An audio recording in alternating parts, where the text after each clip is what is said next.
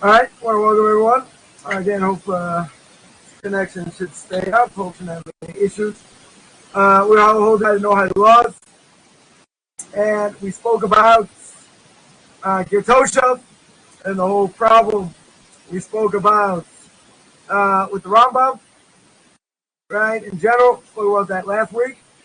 Now we're going to speak about Noahide identity, right? With regards to exactly how we're going to define what a Noahide is. Right? The term Ben Noach, as we call the son of Noah, literally, i.e. a Noahide. That's how we're going to define it. Or a B'nai Noach, plural, right? Sons of Noah, but plural of Noahides. Now, this occurs a lot of times. Right? A lot of times in the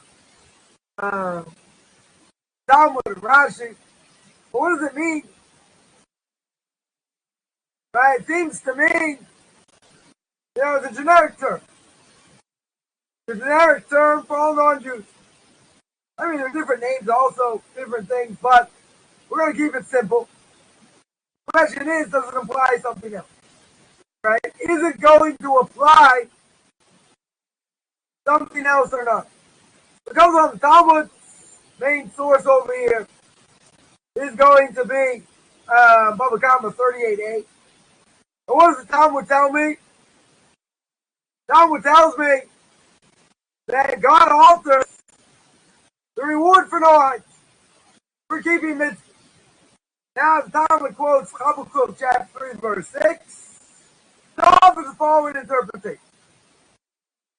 It says God arose, judged the land, he saw and released the nations. Now obviously it's going to be a problem.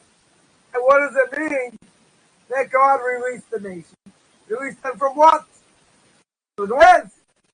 God saw the 7 commandments, i.e. the Noahide laws. The descendants of Noah have accepted upon themselves. You're going to see that they also accepted, and they have to accept the Noahide laws because God said so. Right? It was given at Mount Sinai. They accepted upon themselves the Noahide laws. But since they did not observe them, they were released.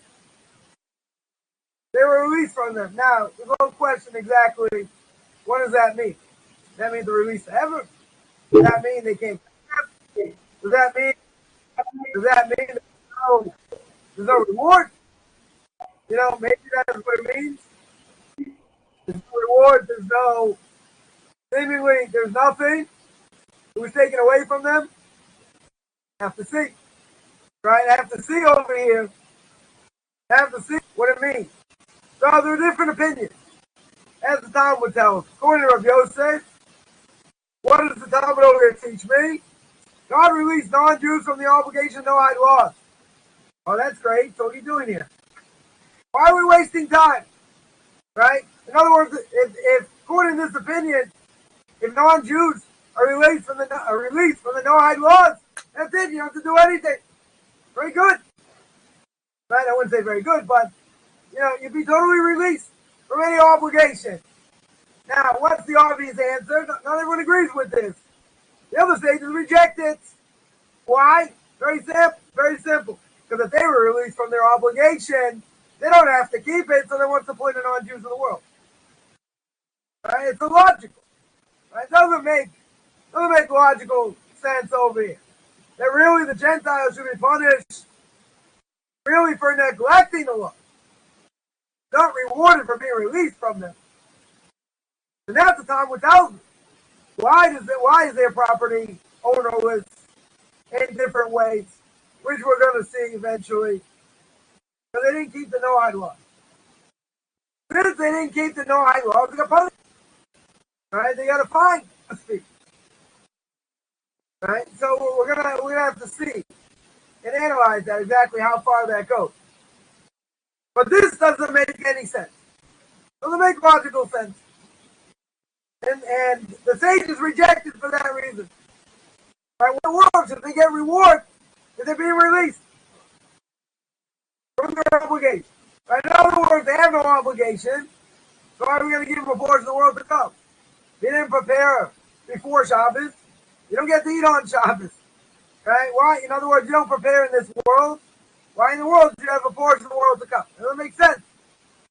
Right? We're in this world, as the Ramchal says in Path of the Just. We're in this world to toil. Right? We're in this world to go through trials and tribulations. See how we're going to react and then what's going to be. But we have to be in this world. So for being in this world is, as the Mission Pirkei Avos, as it says in Ethics for our Father, this world is like a corridor, like a portico. I like that word. Like a portico to the world to come. That's what it's like. In other words, you got to be in this world in order to get to the next one. You can't get to the next world de facto. Right? In other words, you have to go through this world. Right? That's one opinion. Mar, son of Rabbeinu, that was another possibility. And even if Gentiles fulfill all their commandments, they'll never receive reward for doing so. Wow, that's nice. You're going to work hard. You're going to change your life. Everyone's going to hate you. Jews and non-Jews. Right? No one's going to help you with anything. And guess what? You're keeping all these laws for nothing. What would be the point of doing that?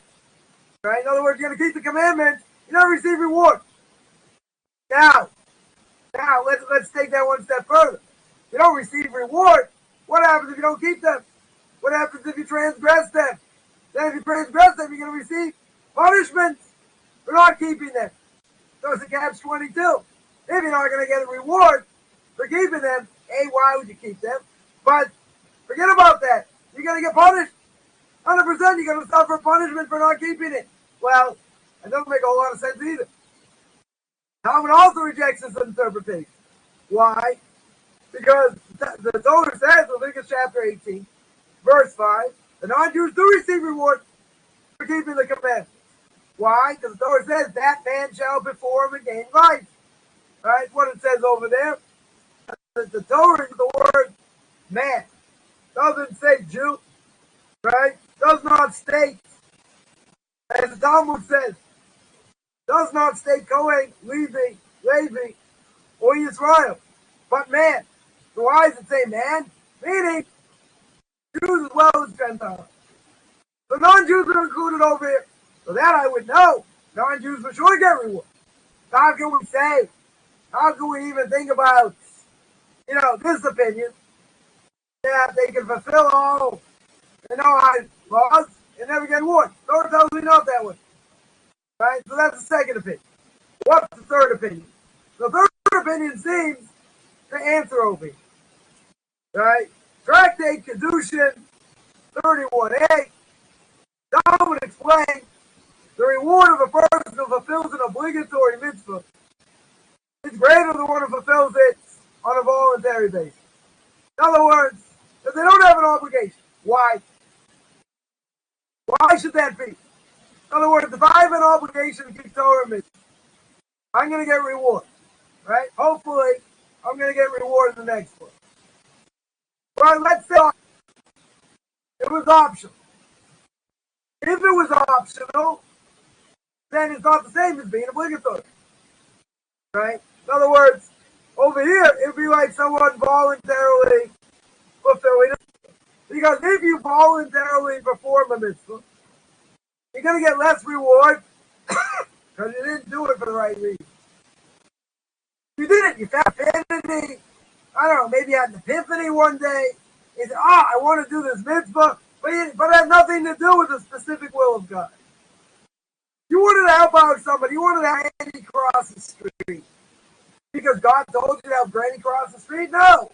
Why'd you do it? I don't know. You felt bad for Granny.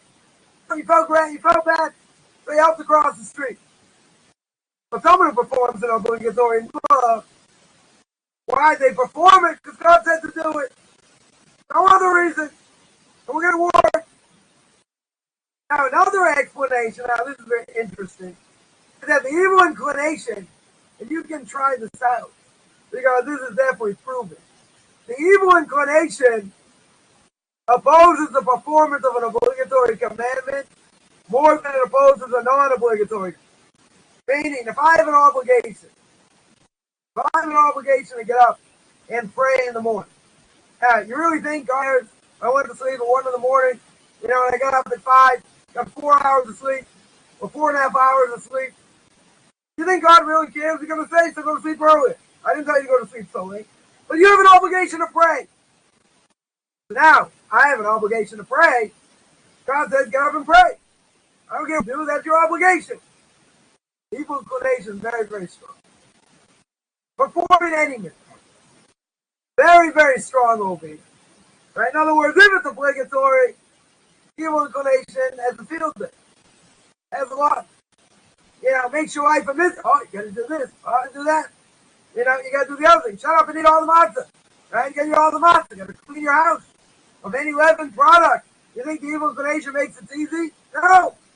Doesn't make it easy. Oh, but if you don't have an obligation to do something and you do it, what does the evil inclination say? Go ahead.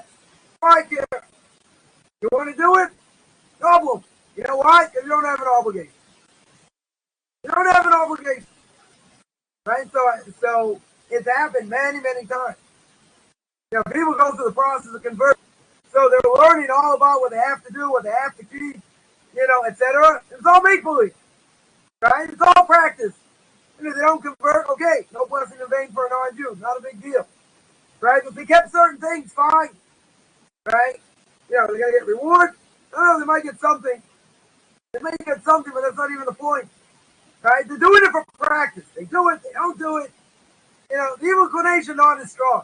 Once they go to the mikveh, they come out of the mikveh. Now it's all obligatory. Now it's for real. Now I have to get it right. Now I have to work very hard. What? I didn't have to work hard before? No, of course you did. You have to work hard. But you know what? It's all a game. It's all practice. I shouldn't say game. It's all practice. It's all practice. So it's all practice. You know what? The evil inclination, Mr. S, whatever we're going to call him, right? The evil inclination, the angel of death, comes along, Mr. S. And he says, you know what? You want to do this? Not a problem. I'll let you do it as much as you want. Let's always practice that. Right? Forget conversion. Right? You're doing it. Why? I don't know. You feel like doing it. Makes you feel good. But I will tell you, anyone in the process of conversion, I've had students, first couple of weeks, they start my classes, fridge goes. I had, one of the best students I ever had. First couple of weeks, fridge went. Week later, washing machine. After about a month, something happened with the car. I get this frantic phone call. I said, Rabbi, does this normally happen in your classes? I said, this happened by you a little bit early. Why? So it's a weeding out process. I say weeding out. Just like the person goes to medical school. Person goes to medical school, what happens? First year, 30% get knocked off. Right? They can't hack it. It's too hard. Next year, about 15%. Or maybe 20%. By the third year, these are the people that are going to stick. So here's the weeding out process. Someone wants to convert. You think God's going to make it easy? You think they want to be the real deal? God's going to be, okay, no problem. I'm going to let the evil inclination run wild. Make it so hard. You can't move. And then we're not going to speak to you. Kinds of problems. Maybe health problems. Maybe money problems. Maybe both. Maybe people shouldn't take my classes. All kinds of things happen. Right? But that's the weeding out process. Because God wants to see who's going to be the real deal. Oh, but you want to do something. You want to practice. Forget the practice. You want to do something you're not obligated to do. Evil inclination, quiet. Very, very quiet. Evil inclination doesn't care because, okay, you fulfill it, you don't fulfill it, it's no big deal. Now you want to be closer to God, right? Now you want to do it for real. That's a different issue. Even if you're a JIT, even if you're in training, right? You think God's going to make it so easy? He's not going to make it easy. He's not going to make it easy. And people go through the ringer. They have it very hard. I'm not saying Noahides don't have it hard, right? But this is like something beyond. But the point, not to get lost in my parable here, right? The point is the evil inclination works very hard to oppose an obligatory command. Much more than an obligatory command, right? That is the point, right? Because if you want to do the right thing, forget about Kabbalah. You want to do the right thing. You want to go in the right path. You want to perform what God says. No pain, no gain. You think the evil inclination is going to roll over and die? It's okay, let him do whatever he wants. Let him do it to the highest level. He's going to make it hard in different ways.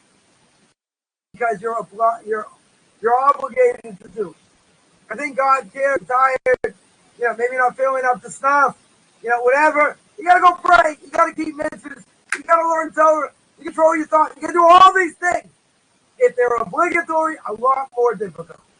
A lot more difficult than if you're not obligatory. But not being obligatory comes with other issues. Right? There's no consistency.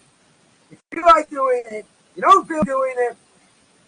Right? That's why in certain ways Noahide I think haven't heard. What we're going to see as we go through.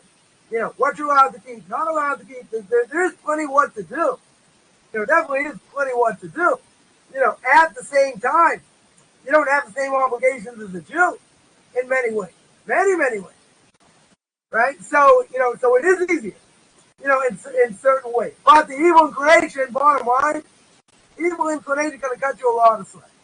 A lot of slack. Why? We're talking about somebody, let's make clear. We're talking about someone who does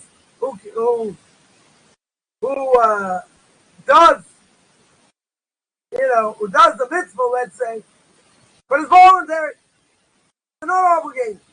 Evil inclination, not even wasting its time. Not even wasting its time. Doesn't mean you don't have other issues and other difficulties. But the evil inclination in general, not wasting 1 second of effort over here. Why? Because it's voluntary. But if it's obligatory, and that's what you got to keep, don't think the evil inclination is going to rest here. Evil inclination, even if a person's a JIT, forget my classes. They take any other classes. As a JIT, they're going to get hammered leg center. The weeding out process. And only the few survive. If these persons set to by a rabbinical court by a base stand, how many people end up converting less than 20%? Why? Could be because of the spouse, because of the kid, because they can't move, livelihood, million different things. But the point is that there's a difference between someone's got an obligation to keep something and someone who does something voluntarily. Comes on the Gemara over here in Baba Kamma, 38a, that God altered the nature of the reward that non-Jews get for keeping the commandments. Now, they're obligated. Don't think, if I want to keep the Noahide laws, I'll do it. If not, not. No, you're obligated to keep the law. Right? The question is at what level and why, and that we're going to see. But what is the Gemara telling me?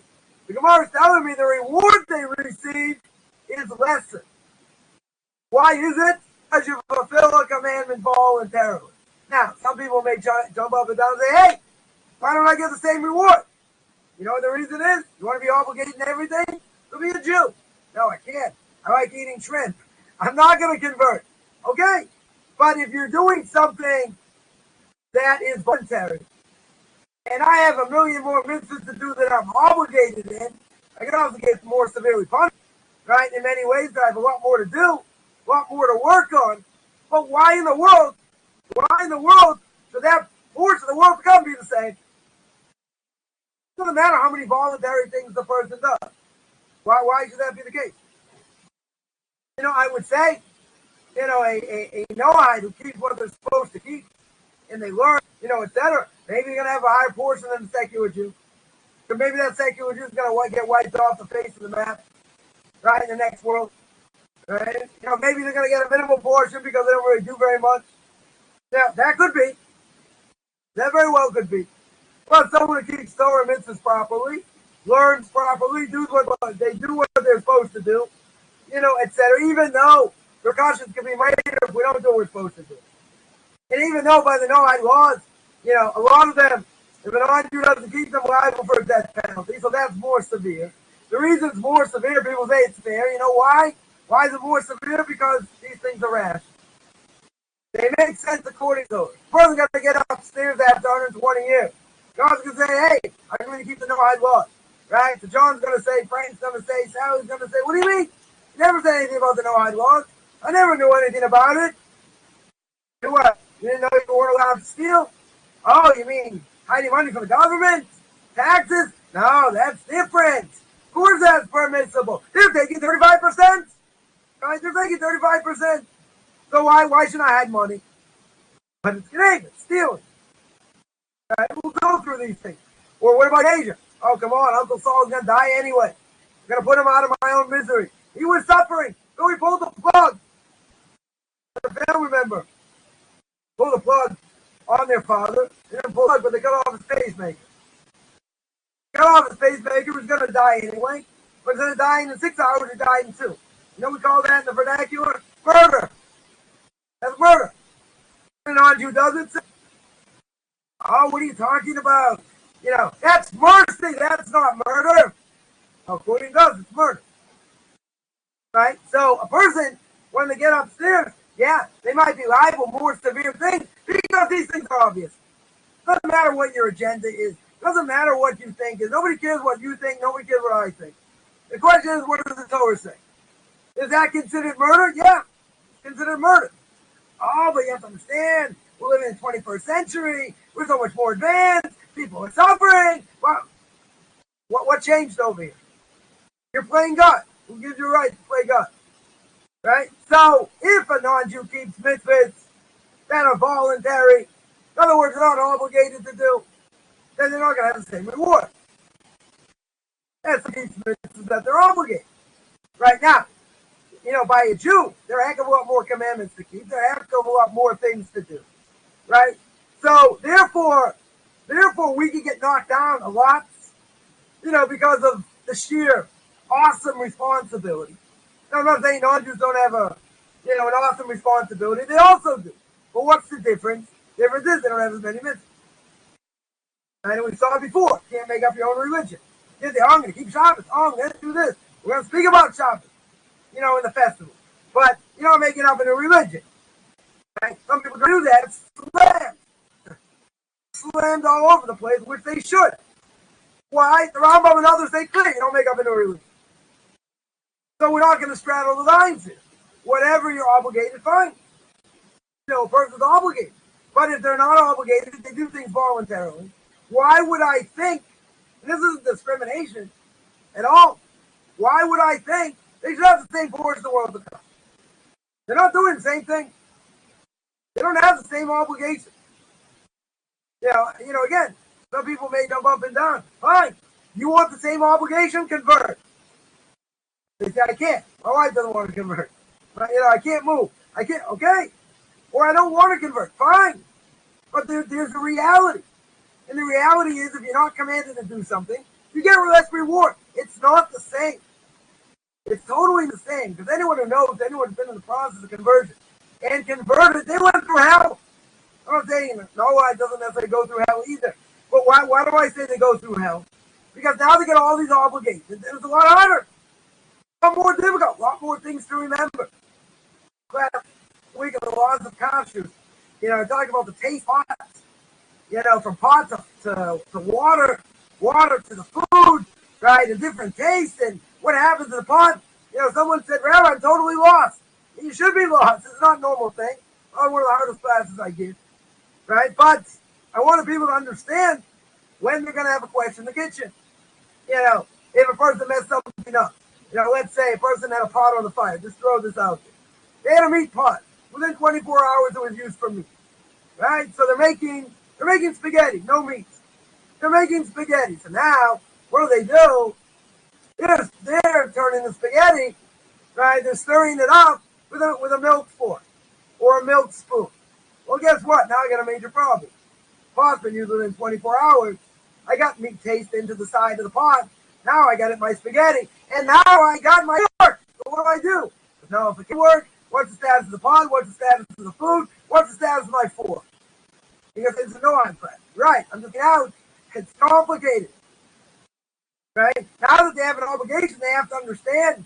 Right? A Jew has to understand what's the obligation in the kitchen. Did I mess things up? I didn't mess things up. What's my obligation? Yeah, you have to ask your local Orthodox rabbi. But you have to know what the question is.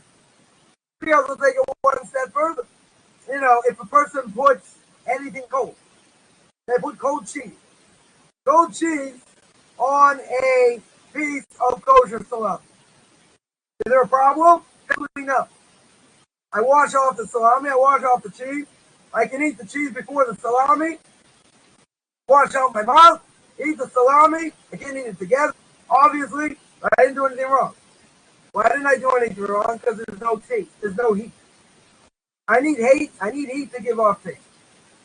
Right? That's everything. So there's a lot more. There's a lot more detail. And when you're going through it, they're going back. And about making blessings. Right? Did I just do Mishnas? Okay. I have dates. I just asked the question earlier. You have dates and raisins. Dates and raisins. Right? One of the things that the seven species of the land of Israel prayed for. Now the question is, what comes first in the verse? That would take priority. Is it dates? Is it raisins? Right? Raisins are grapes. Right? Basically grapes. Right? So you have to know. You have to know what the verse says. Then from the verse, you know what the order is. Is it complicated? Yeah. It's complicated. But at the end of the day, as we said over here, someone who fulfills the commandment voluntarily, so I have to say. Now, according to this, Gentiles are going to receive a lesser reward. As we mentioned, right, because they're only doing something voluntarily, now they have no way to merit the greater reward. So they're not obligated. Right? These things are not, whatever they're doing, it's something they're not obligated to do. Comes along the Mishnas of Rebbi Eliezer. It tells us what we just said, not true. Now, if we conclude our Gemara, Kamma 38a, what the Mishnas of Rebbi Eliezer says. So we see that the Talmud lesser rewards those who keep the Noahide laws. Why? Why do they get a lesser reward? But you tell me they don't, you tell me it's voluntary. Right? But why are they keeping it? They're keeping it because of their own reason. Because it makes sense according to the Torah. Right? So therefore, they're doing it based on their own reason. That it makes sense. Right? But what's the greater reward? Why would a non-Jew get greater reward? Depends why they're keeping the mitzvah. Right? In other words, if they're keeping it because of revelation, it comes along the Mishnas of Rebbi Eliezer. And the Mishnas of Rebbi Eliezer says, when the Talmud's talking about lesser rewards, that's a temporary reward of this world. Right? In other words, they'll get lesser reward. They'll get something in this world, which a Jew doesn't get normally. Jew normally does not get a reward for the mitzvah in this world. Normally it goes to get the reward is in the next world, even though the Ramchal in Derech Hashem, the Ramchal there says we get some sort of merit. Why? Why do we get some sort of merit in this world, even though the majority of the rewards in the next world? That's if we did it with great joy. If we did the mitzvah with great joy, we can get some part of that mitzvah, the reward of that mitzvah in this world. Does that mean it takes off in the next world? No. But if we do it with great joy, it's a different issue. Now, trying to do a mitzvah with great joy, a person's not feeling well, or if a person's getting knocked around in life, which everybody is in general, whether it's livelihood, sickness, family, it could be a million things. A million things we go through that we have difficulty, but not so easy when you're getting beaten down in life, to serve God with great joy. But still, that's our obligation. So now, over here, the lesser rewards is only temporary reward in this world, but the greater reward is eternal reward of the world to come. Right? So they should get rewards for the mitzvahs that they do, that they're obligated to do. And that's still not going to be necessarily the same as a Jew. Why? Because they don't have as many mitzvahs. But even so over here, we're going to have to see. We're going to have to see what the difference is. Right? Because the reality is, why are they keeping it? Why are they keeping the laws in general? Because the Rambam states clear, we're going to explain the Rambam, but the Rambam states clear, the obligation for a non-Jew to keep the Noahide laws is why? Because God said so. Right? That Adam passed it down to Noah, right, and whatever, but the covenant was sealed at Mount Sinai, and a non-Jew has to keep the Noahide laws. Why? Because God gave the Torah to the Jewish people. And that's part of what they have to keep. That's part of why they have to keep. Now, comes along the HaGriz, or Somayach, and Rabbi MalkielTannenbaum, explaining the Rambam. Right, so the late 19th century and early 20th century. There are a number of authorities on Maimonides, right? Major commentaries on the Rambam. We have Rabbi Soloveitchik of blessed memory, otherwise known as the Rizal Levi. You have Meir Simcha Cohen, known as the Or Somayach, that was the name of his book, his commentary in the Rambam. And you got MalkielTannenbaum, right, who was Rabbi of Worms in Poland, really a fame the size of Jewish law in the 19th century. Now, they nearly have identical interpretations, right? That relates directly back to what we said in Baba Kamma 38a. So it clarifies not only what the Rambam says, but what the Talmud says. Now, they say like this, that really, why were the non-Jews bound in the observance of the Noahide law? Right? Why were they bound? They're bound because of a Noahide covenant. In other words, God passed it down. It was given over to Adam. Adam passed it down to Noah. That was the covenant. Now, there's a major thing that happened. We're going to read this week, right? This week's Torah portion in Book of Exodus, chapter 20. What are we going to read? Given in the Torah, Mount Sinai. Now, the Noahide laws at Mount Sinai, that's a totally different thing, right? That's, instead of going from Adam all the way to Noah and passing these laws down, this is a whole different thing now. This is a transfer of authority from that original covenant to Mount Sinai. Now, why are Noahides now in general going to be liable? They're not going to be liable because of Adam and Noah over here. They're going to be liable because God passed it down to Moshe. And Moshe gave the Torah to the Jewish people. So therefore now what did we say before? Right? We had a little bit of problem with this piece of Talmud. Right? Because what does the piece of Talmud say? It says that the non-Jews were released from their obligation. A little bit hard to understand. What does that mean? What does that mean that they were released?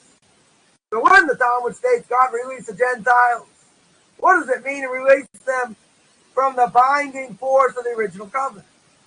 In other words, covenant between Adam all the way down to Noah got knocked off. He released them from that binding force. And what did he do? What did he do? He made them obligated to a stronger binding force. What was that stronger binding force? That was the giving of the Torah Mount Sinai. Right? That was the covenant.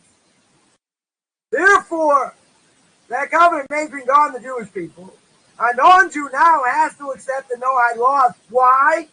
Says the Rambam. If God gave the Torah to Moshe, Moshe passed it down. Not because it makes sense to them. They should keep it for that reason. No, because God passed it down to Moshe. So therefore, a non-Jew has to accept the laws. You don't have to necessarily do it in front of a rabbinical court. We spoke that. But they have to keep the laws based on the fact that God spoke to Moshe Mount Sinai. Now, that covenant made between God and the Jewish people, what did the Jewish people say? The Jewish people said, Na'aseh v'nishma. We will hear, then we will do. Sorry, backwards. We will do, then we will hear. God said, you want to know what's written in the Torah? No. Right, God went to all the other nations. The Gemara says, the Medrash says, none of the other nations wanted the Torah. God came to the Jewish people and said, you want the Torah? Sure. You want to know what's written in it? No. Doesn't matter. Whatever you say, we're going to do. So a non-Jew is obligated to Noahide laws and gets his reward as one who's obligated. Why? Not because he kept it based on his own logic. Right? It's not about a person's own logic over here. It's about the fact that this was transferred to Mount Sinai, and once it was transferred to Mount Sinai, then it makes it obligatory. Now, if a non-Jew accepts this obligation, this affirmation, are we to say he has no obligation at all to keep the Noahide law? In other words, at this point, let's say he doesn't. Right? He doesn't accept his covenant. Let's say. Then do we say, wow, it's only based on the covenant? He's got no other obligation to keep the Noahide laws? The Gemara says not that way. The authority of that original covenant between Adam all the way down to Noah, stopped. Right? It was superseded now. And Gentiles are still punished for transgressing the Noahide law. Right? But if it wasn't for that, if they didn't keep the laws, how could they profit? Right? That's what we said before. Why allow them to get, to enjoy and get rewards if they don't keep it? Right? That's the logic. Right? That doesn't make sense. So therefore, why would a non-Jew be obligated to Noahide laws? Why would they be punished for not keeping them? Because there's a legal technicality. The legal technicality is we don't want non-Jews to profit by their transgression. That makes sense. Right? Imagine. So a non-Jew not going to keep the laws. And they're going to do whatever they want. Well, guess what? Why should you get the reward? You can't have to take and eat it over here. You can't not keep it. And then say, well, I should get the reward also. Why should that be? Now, even though that original covenant is no longer enforced, it's no longer binding. So therefore, no covenantal imperative for a non-Jew to observe the laws comes about until they accept what happened on Mount Sinai. That's reaffirmation. So a non-Jew has to make that acceptance. Again, does not have to be done in front of a rabbinical court. If they want to, they can. But they certainly don't have to. But they do have to say, I am keeping the Noahide laws based on the fact that God gave the Torah to Moshe and he passed it down to Jewish people. That's their obligation.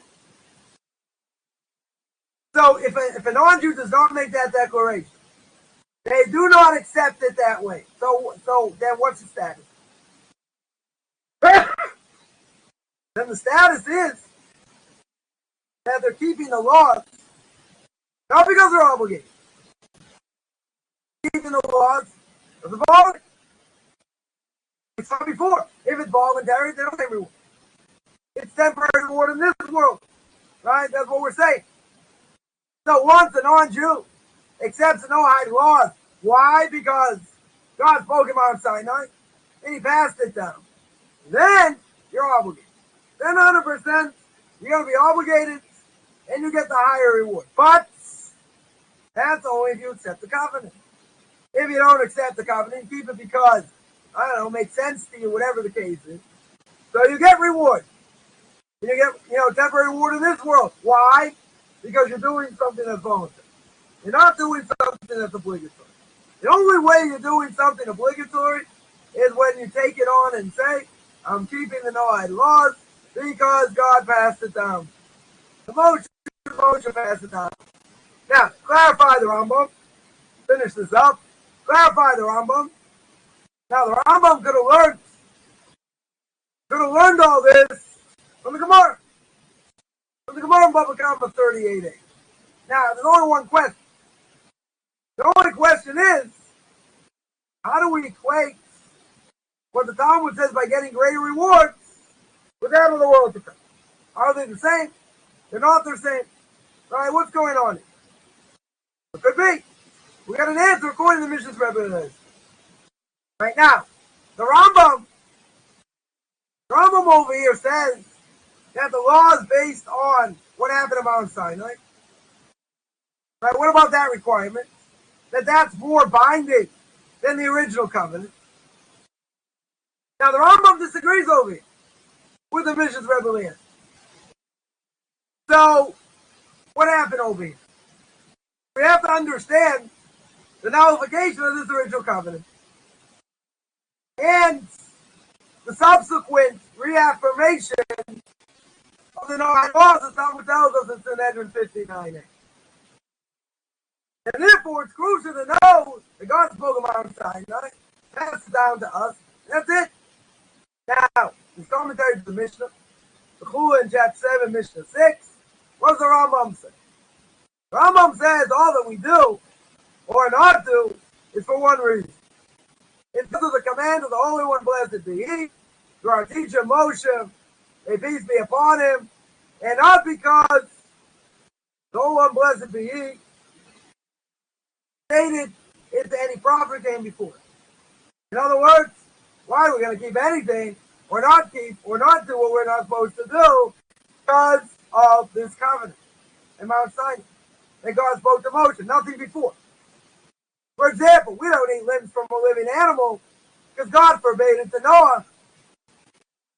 That might be the source, but why don't we do it? We do it because Moshe forbade it in Mount Sinai. That's why it's in effect. Similarly, we don't circumcise. Where do we learn out the mitzvah circumcision from Abraham? May peace be upon him. Because he circumcised himself and his whole household. But why do we do circumcision? Because the Holy One, blessed be He, commanded us through Moshe. May peace be upon him. So to sciatic nerve, or what we call the Gita Noshe. We don't obey this prohibition because our forefather Jacob fought with the angel of Esau and all that. We want to eat the sciatic nerve, and Moshe Rabbeinu said we don't eat it. Right? Moshe Rabbeinu, may rest in peace, he said don't eat it. God commanded us not to eat it through Moshe. So what do we see? That the Rambam acknowledges the Noahide laws are binding. For sure, before Mount Sinai. Right? They still are binding. He's not saying they're not binding. But what's the Rambam telling you? He says the status of the covenant change. From what happened to Noah, from Adam to Noah to Mount Sinai. So therefore, even though it talks about Jewish obligation to keep the original Noahide laws, based on what? Based on this revelation of Mount Sinai. This clarifies it's also true by Noah. If a Jew's got an obligation to keep different things, all based on what happened to Mount Sinai, do not Jews. Now, the question is that the Gemara also says that patriarchs kept other mitzvahs before the giving of Torah of Mount Sinai. Not only other mitzvahs, claim is against the Torah before the Torah was given. What exactly Torah look like? Okay, that's a whole discussion. But for Jews and non-Jews, why do we have an obligation to do anything? Or not to? Or stay away from certain things? You know why? Because God spoke about it. That's the Jews and non-Jews. Comes on the Rambam, and the requirement that Noahides accept their obligations based on what? Given to the Torah of Mount Sinai. Right? And we see this was a disagreement among later authorities. Right? Many later authorities certainly agree, right, to this interpretation. Now, the only question is, got one question left. That is, how do we explain what the Rambam says, or what he doesn't say, by reward for one who observes these commandments on reason. So what we said before, that wise people of the nations receive rewards for their observance of Noahide laws, even though it's on a lower level. Right, it's on a lesser level over here. Maybe we'll say that when the Rambam omits it, why did he omit it? Maybe he doesn't hold of it. Maybe he says it's not true. Right, maybe he rejects it over here. But when we discuss the obligation upon non-Jews to accept the Noahide laws based on the giving of Torah of Sinai, there wasn't a place to discuss any reward if you don't accept. In other words, what was the whole purpose? The whole purpose is just telling you got an obligation to keep the laws, keep the Noahide laws. Why? Because God spoke about Sinai. Because it was a Sinai revelation. So what has to do with reward? What has to do with reward? Reward is not discussed there. Not only that, Talmud already said that they're going to get lower reward. Why? Because they're doing it on a voluntary basis. Not obligatory. So what's the Rambam coming to say then if it's this idea? It's only saying in giving over the mechanism by which non-Jews may merit the eternal reward of the world to come. It might be lesser, right? Depends why they're doing it. If they're keeping it because it's a rational idea, makes sense to them, okay, they'll get some reward. But who says they're going to have a portion of the world to come? Maybe it's only in this world. So in order to guarantee a portion of the world to come, where they're obligated, how are we going to do that? We're going to nullify, as was done, the covenant that was made to Noah for them. We're going to nullify that, knock it out, and make it now obligatory. Why? Just like Jews have obligations. What obligations? To keep all the Torah. It's not a 5-year option to renew. We have to keep everything. Whatever the Torah tells us. Whatever the rabbis tell us. But why? Why is that our obligation? It's only our obligation if God spoke on Mount Sinai. God didn't speak on Mount Sinai, nothing talking. Wouldn't keep anything.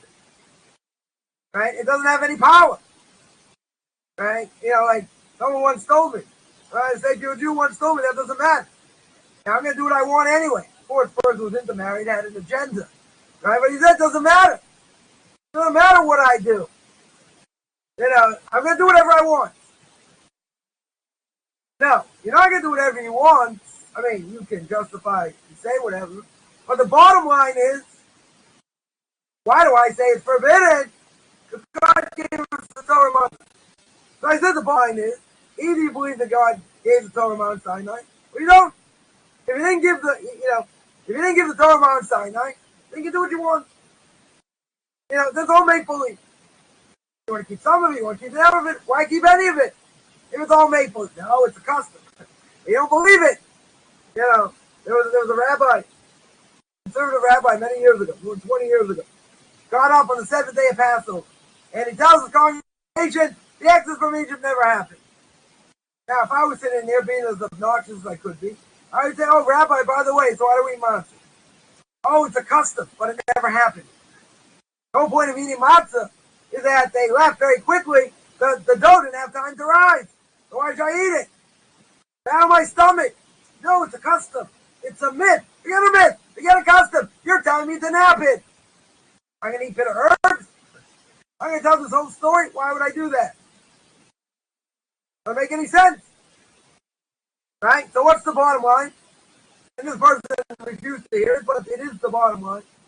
And that is, if God spoke on Mount Sinai, what did he mean? What did he want from us? But that covenant is solid. Both the Christians and the Muslims agree God spoke on Mount Sinai. They'll say we're not chosen anymore, whatever, all these different things. But they both agree God spoke on Mount Sinai.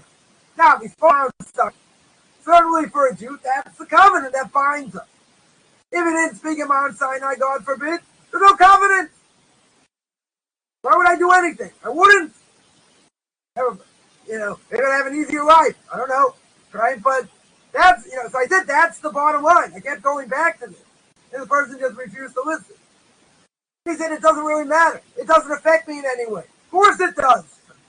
If you want fantasy, then you tell me it didn't happen. Then you can do whatever you want. But if it's binding, then I have obligation. Now, you're not telling me why it's not true. You're just telling me I want to do what I want, so it doesn't really matter. No, it does matter, but you're not answering the question. Right? You're a fanatic. Okay? That was the answer I got.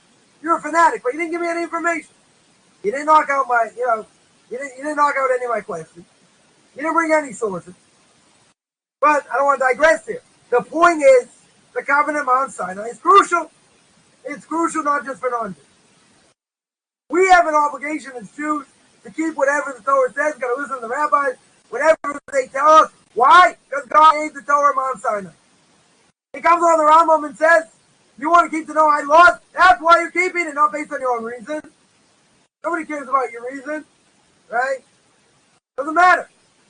Right? But if a person only kept it because of reason, they'll get something for it, but it won't be because they're obligated. They'll get rewards in the sense in this world for doing something voluntary. But if a person wants the reward in the world to come, non-Jew's going to have to say, I'm keeping the Noahide laws. You know why? Because God passed it down to Moshe Mount Sinai. And that's why Jews do mitzvahs also. The only reason. Only reason at all. Otherwise, why would we waste our time over it? Right? If it's all make believe. You're gonna say no. You have to keep certain things. Why? I have to clean my house like a crazy person. Before Passover, getting every unleavened piece, any unleavened crumb, out of my house, out of my car. Yeah, if you've eaten in the car and you got a year's worth of stuff in the car, yeah, it'll take a while to clean it. Why would I do it if it didn't happen? Kind of silly if you think about it. No, it's a good thing. We want to preserve custom, but it didn't happen. It's like a bad dream. It's like Nightmare on Elm Street. Freddy Krueger. It's like a bad dream. And I'm going to sit there and keep something that, someone had a bad dream about? Waste of time. Plenty of other things to do. Come on. This weekend, wild card weekend, all about football. Be watching football right now. Right? Go be watching football. Sit there and waste my time with these antiquated laws, God forbid. No, because it happened. Because God spoke of Mount Sinai. We got proof and all that. You don't want to listen? Okay. Right? Person has that ability not to want to listen. But non-Jews and Jews are in the same boat. In this case, they're in exactly the same boat. Now we're only keeping mitzvahs, the Jewish people, because God spoke of Mount Sinai. And if God didn't speak of Mount Sinai, we wouldn't be keeping anything. We'd just be doing whatever we want. Right? So a non-Jew has to understand that's what the Rambam's talking about. And if the other covenant gets knocked out, in the quote-unquote real covenant, the one that sticks, that gives them the obligation, is the obligation because of Mount Sinai and the fact that God passed it down to Moshe and Moshe passed it down to us. Yeah, good thing my connection was good here. Yeah, any questions on any of that?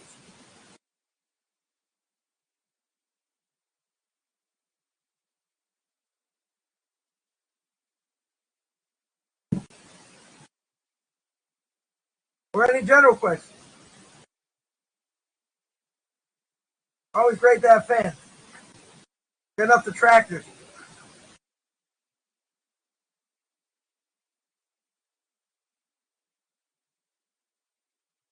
All right, good. If anyone, so I'm going to sign out then. If anyone does have any questions, then just send me an email at Rabbi Chaim Coffman. Otherwise, everyone's feeling well. I hope you're feeling better. They're just here in Israel. They said there are 200,000 people in isolation, which means probably 500,000 people in isolation. That's crazy.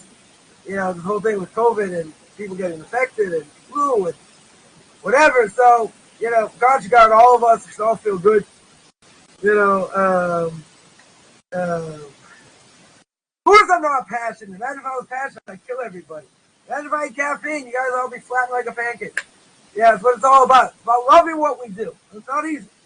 Right? I always say it's not easy because, we got an obligation to serve God with great joy, but guess what? Sometimes it's hard. All right, sometimes it's hard. You know what? It doesn't matter if it's hard or not. We got to do what God wants, period. Right? Period. So I'm going to sign out. Anyone has any questions, again, send me an email at Rabbi Chaim Coffman at gmail.com. Otherwise, I'm going to sign out. Wish everyone a good middle of the day, almost day, and everyone have a great rest of the week.